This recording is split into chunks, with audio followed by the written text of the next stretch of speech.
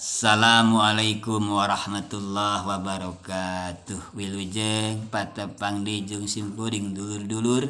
Mudah-mudahan sadayana aya nalindungan Allah Subhanahu wa taala sehat walafiat. Dina kesempatan ayeuna simkuring bade nguningakeun Allah bakal maparin 10 kemuliaan atau 10 karomah pikeun jalma nu karsa saum sunah dina sasih Dzulhijjah.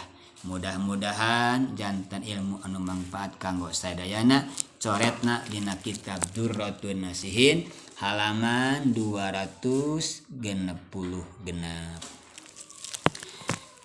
Kola parantos ngadawuh saha badul ulama sebagian para ulama anjeunna ngadawuhkeun kieu man sing saha jalmina soma nu saum siman hadihil ayama kana ieu pirang-pirang dinten lapad ayam itu dijamak taksirkeun mufradna yaumun satuna hiji yaumani atau yaumaini dua dinten ieu dijamakeun jamak taksir jadi maksimalna minimal 3 dinten maksimalna 8 hari.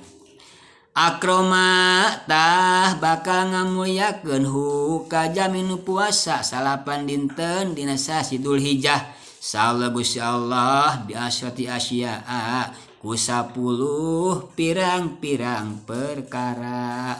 Lempengna dulur sing saha jami nu rajin saum 8 dinten dina sasi Dzulhijjah maka ku Allah bakal dipaparin 10 karomah 10 kabarka muliaan. Mana hiji-hijina lamar kahiji albarkati fi umrihi tegasna mah dipaparin kaberkahan dina umurna durya biki sepuh biki lungguh tambah umur biki syukur tambah yuswa biki takwa tambah kolot biki rajin ibadahna ka Allah. Itulah jami anu umurna pinuh dengan keberkahan. Poin kedua wajiyadati jeung bakal ditambihan pimalihi dina hartana.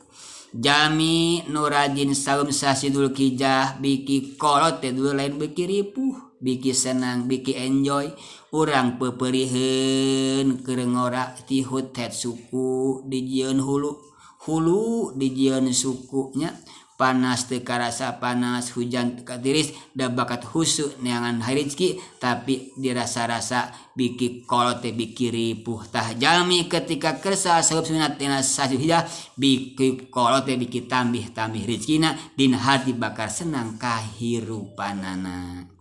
Poin katilu walhibdi jeung dijaga pi'yalihi dina keluargana. Dulur urang ku majuna waktu sanes ngangoraan ku gantina bulan sanes kalah ngasepan ku gantina tahun sanes kalah gagagah justru ku datangna waktu urang biki ngolotan awak biki rempo panon biki kurang nenjo suku kurang langkah gerak kadang-kadang urang kaserang cetruk tatkala jami geus kolot pasti penyakit bakal datang ka urang tah jami nu rajin saum meskipun urang dina berbagai situasi erek awak cetruk dianggar istri urang mua marjenja istri bakal hormat ka salaki bakal nyaah ka istri dina hati silih belaan. Poin kaopat watakfiri lisayatihi bakal ngiparatan kana pirang-pirang kawonanana. Poin kaliwirya watadifi lihasanatihi kamuliaan nomor kalimana bakal ditilepkeun pirang-pirang kahadeanana.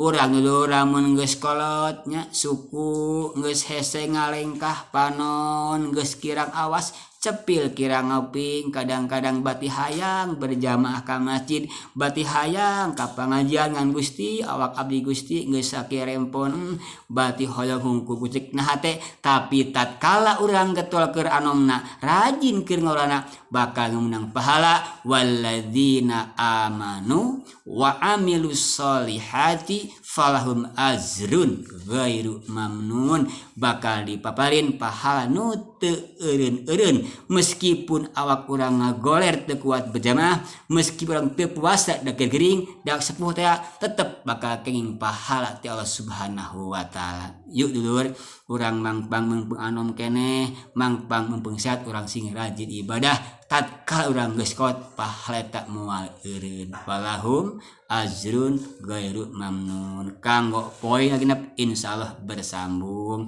mudah bae manfaatna wallahu a'lam.